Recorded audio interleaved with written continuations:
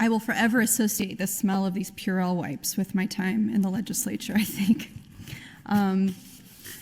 Senator Matt Hansen took a lot of the words right out of my mouth that I wanted to share today in terms of my views about what happened today.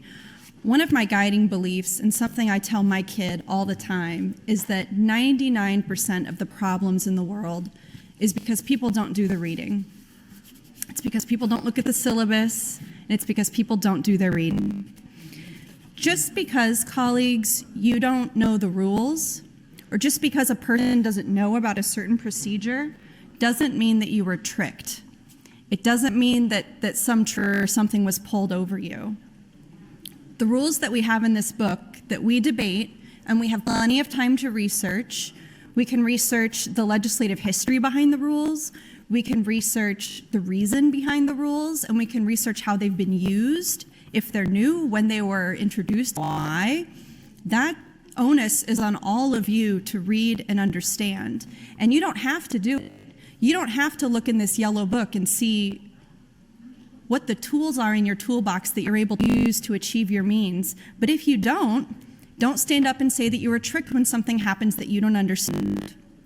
Our standing committees, Revenue, Transportation, Telecommunications, have IPP'd plenty of bills, including Senator Hilkeman's seatbelt bill and cell phones in cars. He cared about those bills a lot. Those bills mattered a lot to him who were IPP'd. And if members don't know the rules, maybe they should learn them. Ignorance is not a defense. And honestly, in 3 or 4 days, a lot of you in this body might not even remember the rule that was put in play today. And Senator Merman, there's a very good chance that you could have gotten out of this problem today if you knew the rules. There was a way for you to solve this, but I'm not going to help you understand what I've done. This bill to hit the kids, this bill to restrain the kids, is never going to pass as long as I am in this legislature. Whether it is introduced as an amendment, whether it's pulled out of committee, or whether it comes out honestly from a committee vote, it's never going to pass in this legislature because I understand the rules. We have rules that matter. We have the procedure to adopt them. That doesn't mean it's just what the majority wants. The rules that we adopt aren't just what most people want to happen, and it's what we want in a certain way, and that's what's going to get done.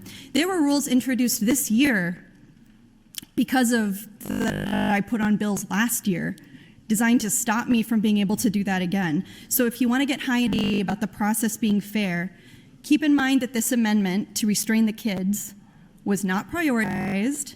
It was a controversial bill that has caused heartburn for years in this body, that we have gone again and again in many, many iterations, that was offered and introduced in a way that was insulting to the chair of the committee. And there were more procedures we could have done to stop it if the chair hadn't done the right thing and ruled that we needed 30 votes to get this adopted to the underlying bill. If the chair had ruled that the amendment was not substantially similar and that AM 719 only needed to meet the threshold of 25 votes to advance, then we would have been totally justifying and arguing that AM 719 would need a hearing, because you can just attach any old amendment to a bill that hasn't had a hearing, and the people haven't had the opportunity to give feedback. The committee has had the opportunity to fully vet. But the chair made the correct ruling that the amendment needs to meet the 30-vote threshold, which is according to the rules, and thus shouldn't have been a surprise to anybody. It's clear that what this is really about, no matter what iteration we're talking about this bill to restrain the kids, whether it's pulled from committee through a poll motion, whether it's voted out, whether it's tried to sneak on with an amendment, which sounds like is what the proponents of this policy want to do on select files, so we're just going to be back here all over again. It's not about the legitimacy of the policy. It's about the ego of one man in this body. Senator Groney spoke twice as much as the introducer of the bill about why we need this policy. And the reason I say this is because when we stand up and we say it's not fair that something happened, that we don't like the way the rule turned out, so the rule wasn't fair and we have to get rid of the rule. That's confusing to Nebraskans. Just because you don't like the outcome doesn't mean the wrong thing happened. It just means you don't understand the rules. Thank you, Mr. President.